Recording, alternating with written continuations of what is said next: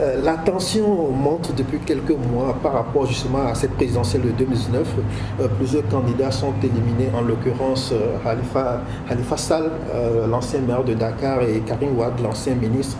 Alors, quelle lecture faites-vous de la situation politique en ce moment, sachant qu'on a vu une certaine escalade de la violence entre hommes politiques ou bien entre hommes politiques en direction de la société civile? Vous savez, nous avons choisi comme thème d'année dans l'archidiocèse de Dakar la vérité. Le Christ dit, c'est la vérité qui fera de vous des hommes libres. Et cette vérité-là, nous ne la créons pas, nous la recevons de Dieu. C'est Dieu qui a façonné notre conscience. C'est Dieu qui nous a donné aussi un sens moral. Est-ce que ce que je dis, est-ce que ce que je fais en tant qu'acteur politique répond à la morale que j'ai reçue de Dieu? Voilà la véritable interrogation. Je ne réponds pas à la place des autres, mais je lance cette interpellation. Agissons-nous selon la vérité qui vient de Dieu? Vous vous interrogez sur les réelles motivations des aspirants au poste de président de la République. Est-ce que quelque part, ça veut dire que l'Église est un peu déçue de ceux qui ont dirigé le Sénégal jusqu'alors? En d'autres termes, quel regard jetez-vous sur le mandat finissant du président Macky Sall? Alors, je ne me ferai pas ici l'auteur d'une appréciation de ce mandat. Je laisse aux acteurs politiques et garde la réserve qui doit être la mienne. Cela dit, quand on voit ce à quoi les hommes sont capables d'arriver pour parvenir au pouvoir, vous vous dites quand même qu'il y a un problème. C'est comme si le pouvoir était une fin à soi, alors que le pouvoir, c'est un service. Je vois simplement dans ce pays, quand on dit de quelqu'un qu'il est ministre, pour nous, il est comme au sommet. Or, ministre, étymologiquement parlant, c'est le serviteur. Alors, donc, c'est aussi peut-être notre mental qui doit changer par rapport à la chose publique, parce que nous sommes au service du bien commun. Servir et non pas se servir, comme aimait dire mon prédécesseur. Alors, c'est vrai que nous apprécions des actions qui sont menées aujourd'hui en faveur du peuple en termes de développement populaire. Nous sommes très attentifs quand des services de base deviennent accessibles, l'accès à l'eau, l'accès à l'électricité, l'accès à une communication facile à travers des routes et des pistes de production. On ne peut pas faire fi de cela et nous saluons vraiment les actions qui sont menées dans ce sens-là. Je n'ai pas la compétence de dire en termes économiques où est-ce que nous en sommes. Je n'ai pas les paramètres qu'il faut pour cela. Je le laisse aux spécialistes. Mais ce sur quoi je vais insister, c'est le peuple qui est souverain. Et c'est le peuple qui décide.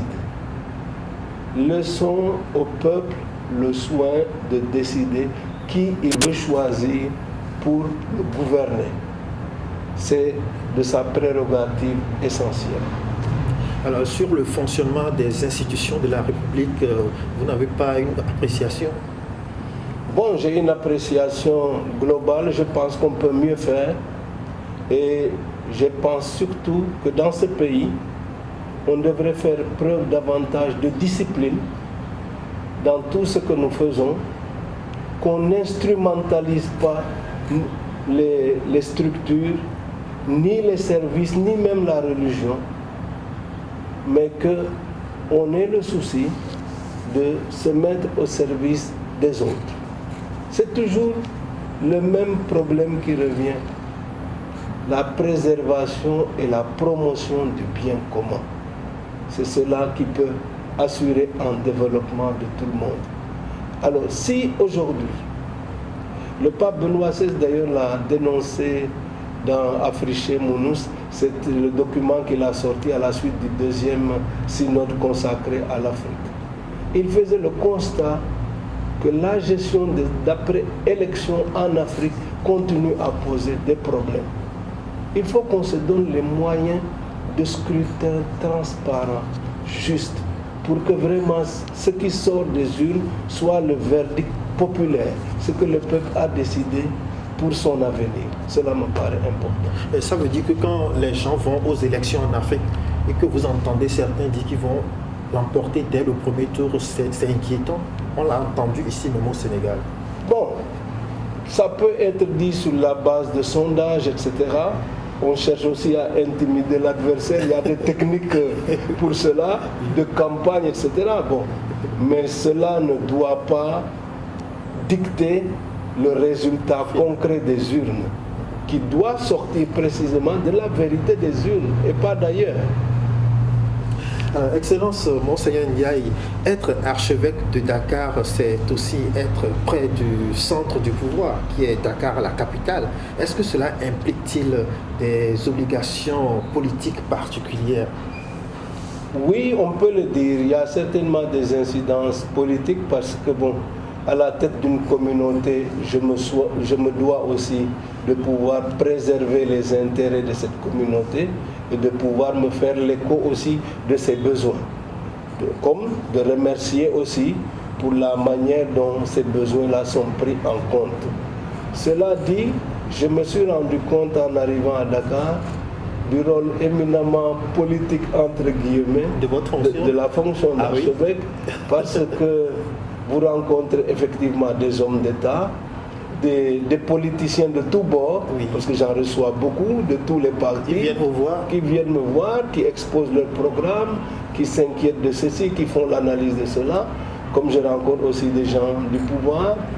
Puis à côté de cela, beaucoup de segments de la société, des chefs religieux musulmans, des acteurs économiques, des intellectuels, des syndicats, bref, à longueur de journée, il y a des audiences que je fais comme cela et qui me permettent aussi de prendre le pouls et la température de notre pays.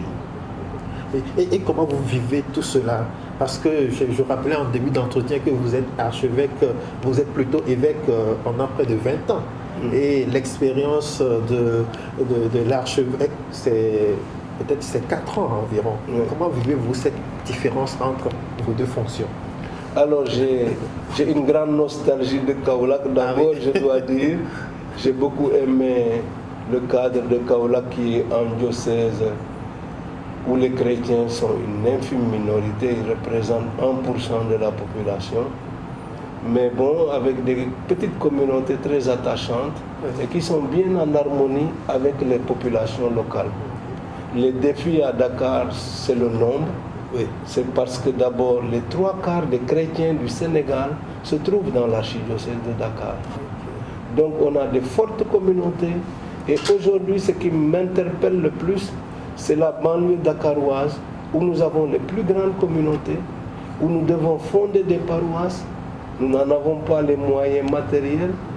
On a des abris provisoires qui servent de lieu de culte. Parfois, il n'y a pas de maison pour les prêtres, il faut louer quelque chose. Bref, mais c'est une communauté enthousiasmante de ce point de vue-là. Et donc, je mesure la différence des interpellations et des défis. Mais bon, je me suis fait à Dakar, pour finir, j'apprends à faire mon métier d'évêque ici.